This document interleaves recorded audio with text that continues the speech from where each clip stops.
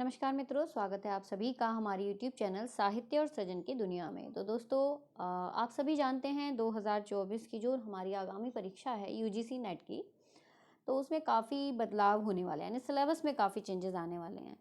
तो सवाल ये उठता है कि अब तैयारी कैसे की जाए। हालांकि आप लोगों ने बहुत वीडियोस देख ली होंगी इस पर कि कितना कैसे कैसे क्या बदलाव होने वाला है, लेकिन फिर भी मैं अपनी तरफ से कुछ जो आप लोगों के लिए उपयोगी बातें हैं वो मैं बता देती हूँ कि पाठ्यक्रम में ऐसा क्या है जो हमें तैयारी अभी करनी है, क्योंकि अभी सिलेबस नया नहीं आया है।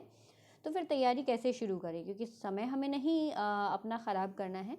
तो देखिएगा, मैं आप लोगों को सीधे सीधे बता देती हूँ कि जो भी ये हमारा पाठ्यक्रम पुराना पाठ्यक्रम था उसमें से 50% मान करके चलिएगा, 50% कोर्स यही रहेगा।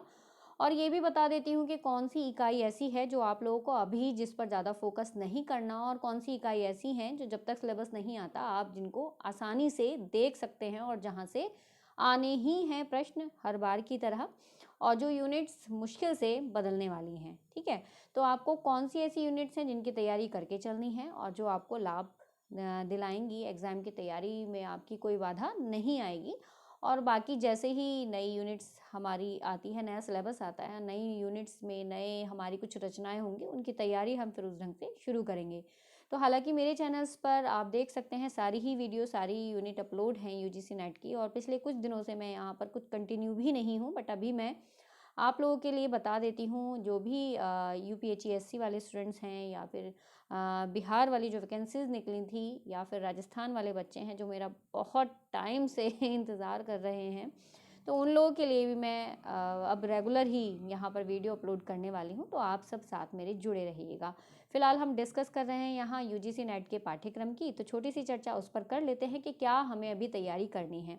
तो गाइस देखिएगा, जो हमारी ये यूनिट 1 है, यूनिट 1 में हमारा जो है सेम रहना है यूनिट 1 में, क्योंकि हिंदी भाषा का विकास, तो हिंदी भाषा का विकास से संबंधित जो भी ये यहाँ पर टॉपिक्स दिए हुए हैं, इनमें मुश्किल से ही कुछ बदलाव होगा, ये हमारे एग्ज़ाम में आने हैं। यानी अगर पाठ्यक्रम नया भी आता है आपके सामने, तो भी इकाई 1 में बदलाव नहीं होना है। अगर होता भी है तो एक दो पॉइंट इधर उधर हो जाएंगे, बाकी तो चाहे हिंदी की ऐतिहासिक पृष्ठभूमि से संबंधित सवाल हो, यानी जो भी हमारा हिंदी का प्राचीन इतिहास रहा है, ऐतिहासिक पृष्ठभूमि रही है, तो मुझे नहीं लगता इसको यूजीसी यहाँ से हटाएगी।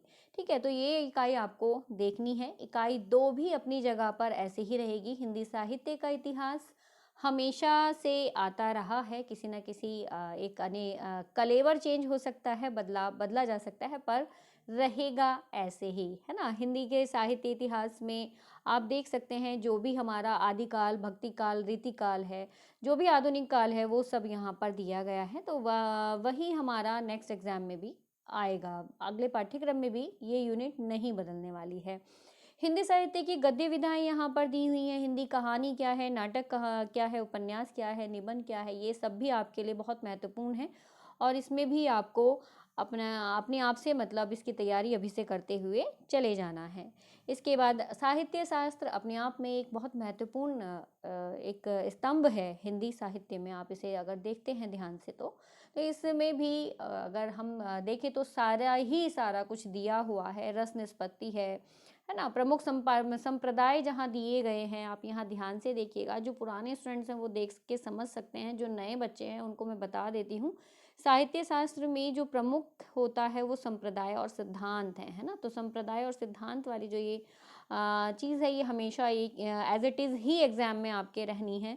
यहाँ पर अगर हम बात करें तो काव्य के गुण हैं, दोष हैं, प्लेटो के सिद्धांत, अरस्तु, वर्ड्सवर्थ, ये यानी कि पाश्चात्य, और यहाँ पर जो हमारा भारतीय काव्य शास्त्र है, वो दोनों ही हमारा आना है ना। तो ये भी नहीं बदलने वाला है, यानी आप इकाई 1, 2, 3 इन इकाइयों की तैयारी कीजिएगा। इकाई 4 भी 99% तो यही रहनी है, और इसमें अगर कुछ बढ़ाना है तो वो एक दो चीज़ें बढ़ा सकते हैं, जैसे कि कुछ नए विमर्श हमारे बाद में, इस विधा के बाद में भी कुछ, मतलब जब ये सिलेबस हमारा आया उसके बाद में कुछ रनिंग में कुछ हमारे विमर्श हैं, तो वो आ सकते हैं। पुरुष विमर्श है, और किन्नर विमर्श है ना, बाल विमर्श है। तो इस तरीके से हमारी कुछ चीज़ें इसमें ऐड ऑन हो सकती हैं, लेकिन आई होप सो कि इसमें से कुछ निकलेगा तो नहीं। तो ये आपको तैयारी इसकी अपनी करनी है।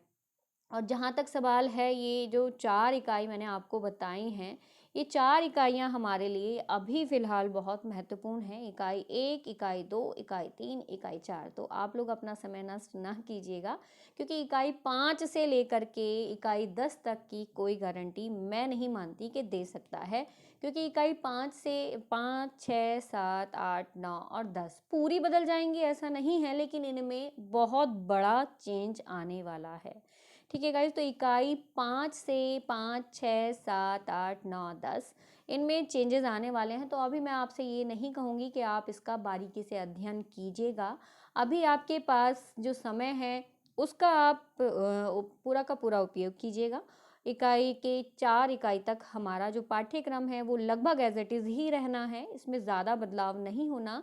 तो इसकी अगर आप तैयारी करते हो तो आप बिल्कुल भी नुकसान में नहीं रहेंगे, और ज्ञान जो है वो कभी भी हमारा ख़राब नहीं जाता है, कभी भी हमारे लिए ख़राब नहीं होता है। तो आप अपने ज्ञान को समृद्ध कीजिएगा, बढ़ाइएगा।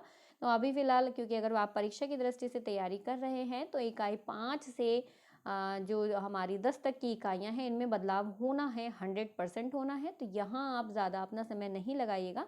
हालांकि और कुछ दिनों में सिलेबस जल्दी ही आप लोगों के सामने, जैसे ही रिजल्ट आता है तो सिलेबस भी इधर अपलोड हो जाना है।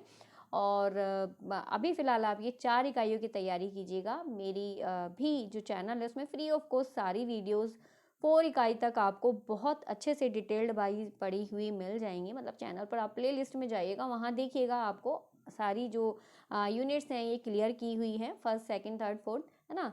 तो गाइज मिलते हैं। अब जैसे ही नया सिलेबस आएगा, मैं खुद बहुत मेरे अंदर एक क्या कहना चाहिए, नए बदलाव को लेकर के, नई रचनाओं को लेकर के, एक नई चेतना को लेकर के मेरे अंदर कहीं ना कहीं एक उमंग फूट रही है। तो जैसे ही नई रचनाएं आएंगी, उन रचनाओं के साथ आप लोगों से मिलूंगी।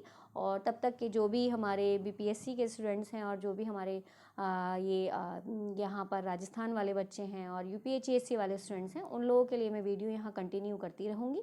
और अब कोई भी आप लोगों से दूरी नहीं रहेगी। मिलती हूँ अपनी नेक्स्ट वीडियो में, तब तक के लिए धन्यवाद।